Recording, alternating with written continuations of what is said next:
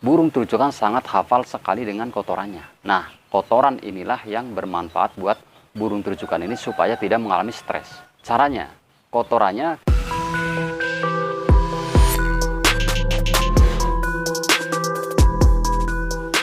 Assalamualaikum warahmatullahi wabarakatuh. Bertemu lagi bersama kami Aina Bird Farm, channel yang mengupas tentang seputar burung dan penangkaran.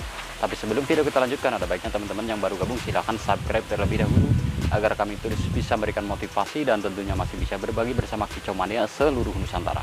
Oke, di pertemuan kali ini Aina Bird Farm akan membahas cara supaya terucukan tidak mengalami stres jika pindah lokasi maupun pindah sangkar, teman-teman. Jika kita membeli terucukan di orang pertama, banyak sekali kasus burung sampai di rumah mengalami macet total, berhari-hari bahkan berminggu-minggu, bahkan ada kasus yang sampai berbulan-bulan tidak kunjung bunyi, teman-teman. Ini sebenarnya apa penyebab daripada burung ini bisa macet total setelah kita beli dari orang pertama? Sebetulnya kalau kita jeli dalam mengamati pembelian burung di orang pertama sampai di tangan kita, itu sebetulnya sangat mudah, teman-teman. Mayoritas burung terucukan jika dipindah lokasi maupun dipindah sangkar biasanya mengalami proses adaptasi. Apalagi pindah lokasi, pindah sangkar saja walaupun masih di rumah kita biasanya juga perlu adaptasi. Dikarenakan burung terucukan di sini itu sangat hafal sekali dengan kotorannya. Ini perlu diketahui, teman-teman. Dia sangat hafal bau daripada kotorannya. Karena bau kotoran burung terucukan ini sangat berbeda, teman-teman. Coba teman-teman perhatikan bau kotoran burung terucukan dibanding bau kotoran burung-burung yang lain, ini sangat berbeda jauh. Biasanya bau daripada kotoran burung terucukan ini itu lebih menyengat, lebih tidak enak dibanding burung-burung yang lain, teman-teman. Nah, disinilah kita harus memperhatikan hal yang terkadang sepele, tapi ini bisa bermasalah jika kita tidak memperhatikan daripada faktor itu, teman-teman. Terus yang kedua, burung terucukan sangat hafal sekali dengan tangkringannya, teman-teman. Dia hafal sekali. Berbeda dengan burung-burung yang lain yang sangat mudah untuk beradaptasi. Jika burung terucukan ini berbeda, teman-teman. Jika kita pindah tangkringannya saja, itu juga bisa berkendala. Ini kita bicara masalah mayoritas. Umumnya seperti ini. Ini rata-rata. Burung terucukan ini biasanya itu sangat hafal dengan pertama kotorannya, yang kedua tangkringannya, dan yang ketiga itu biasanya dia sangat hafal sekali dengan sangkarnya. Jadi ini faktor yang perlu diperhatikan untuk supaya burung kita beli di orang pertama masuk ke tangan kita itu tidak mengalami stres, teman-teman. Ini yang perlu diketahui. Oke, teman-teman, saya akan memberikan sedikit tips supaya dalam memberi burung terucukan di orang pertama tidak mengalami stres berat. Oke, langkah pertama yang harus kita lakukan dalam pembelian atau jual beli di burung terucukan ini, jika kita mau beli di orang pertama, itu yang pertama kita harus memperhatikan warna daripada sangkarnya, teman-teman. Ini perlu sekali supaya burung ini tidak mengalami stres berat jika sudah di tangan kita.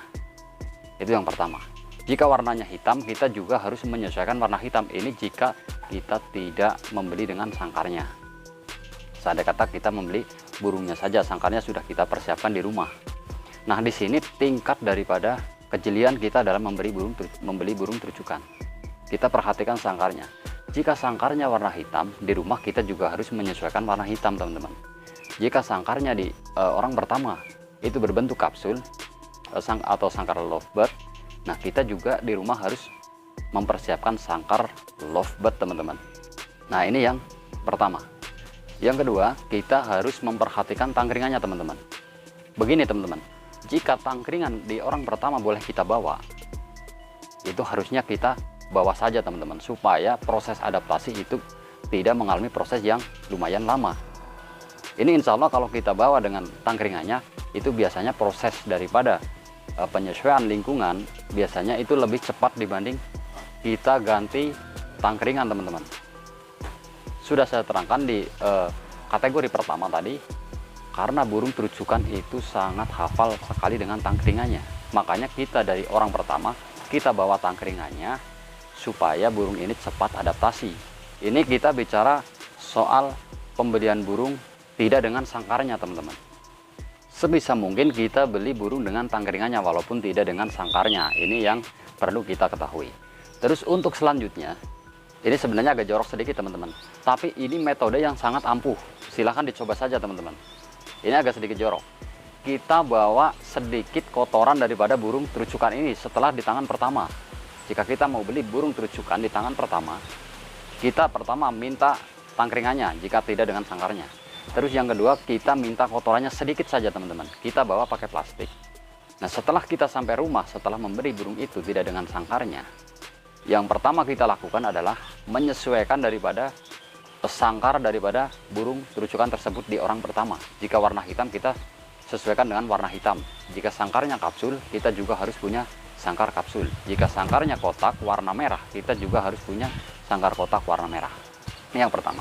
Yang selanjutnya, tangkringannya kita taruh di sangkar yang sudah kita sediakan, karena tangkringannya kita bawa.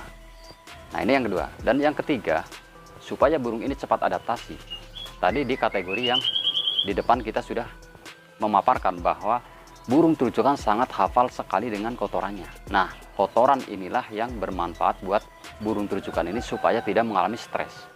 Caranya, kotorannya kita oleskan di damparnya, dampar yang sangkar kita sudah siapkan teman-teman di rumah. Nah, kita oleskan, tidak usah banyak-banyak teman-teman, sedikit saja, sehingga burung ini seolah-olah tidak berganti sangkar teman-teman. Inilah yang kadang kita tidak memperhatikan sampai ke situ teman-teman. Nah, inilah fungsinya daripada metode teman-teman. Silahkan dipraktekkan saja. Oke, langkah selanjutnya setelah kita persiapkan sangkar, tangkringan, juga kotorannya kita oleskan di damparnya. Lalu burung ini kita taruh di sangkar itu. Lalu kita kerodong terlebih dahulu beberapa saat teman-teman. Kurang lebih 1 sampai 2 jam teman-teman. Kalau untuk 1 hari full itu lebih baik. Tapi terkadang kita dalam pembelian burung biasanya kita langsung ingin melihat bagaimana reaksi burung tersebut. Di orang pertama gacor, di saya macet, seperti itu. Makanya kita harus tahu bagaimana supaya reaksi burung itu tetap di orang pertama gacor, di tempat kita juga langsung gacor. Kepinginnya kan seperti itu. Tapi ini tidak mungkin teman-teman. Ini burung perlu adaptasi, dikarenakan burung ini sangat hafal sekali dengan situasi daripada di sekelilingnya teman-teman. Makanya kita harus perhatikan. Terus langkah selanjutnya kita perhatikan, biasanya di orang pertama itu cantelannya tinggi atau rendah teman-teman. Ini juga diperhatikan supaya kita gampang untuk mengadaptasikan burung ini. Jika di orang pertama itu cantelannya rendah, kita sesuaikan di rumah kita supaya jangan terlalu tinggi. Juga harus sama rendahnya teman-teman. Jika di orang pertama tinggi, kita juga harus adaptasikan burung ini cantelannya itu harus tinggi teman-teman. Nanti setelah tinggi baru kita rendahkan di saat burung ini sudah adaptasi. Nah, untuk selanjutnya di hari kedua teman-teman, kita sudah memulai buka kerodong full teman-teman, supaya burung ini bisa melihat situasi di sekeliling kita.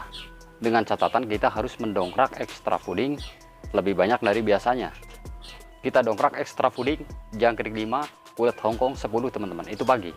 Sorenya jangkrik 5, ulet Hongkong 10, sampai burung ini benar-benar gacor kembali seperti di orang pertama. Dan buahnya kita berikan apel merah supaya burung ini cepat terdongkrak daripada rangsangan untuk bunyi teman-teman. Dan kita berikan ramuan seperti yang sudah saya bahas di video sebelumnya. Ramuan asam jawa dicampur vitasik dan madu. Nah, setelah burung ini gacor, kita kembalikan settingan seperti semula teman-teman, supaya tidak terlalu tinggi teman-teman. Dan dalam waktu dekat biasanya burung ini akan gacor seperti di orang pertama. Nah, mungkin itu yang bisa kami sampaikan. Semoga bermanfaat buat hijau mania seluruh Nusantara. Salam lestari. Wassalamualaikum warahmatullahi wabarakatuh.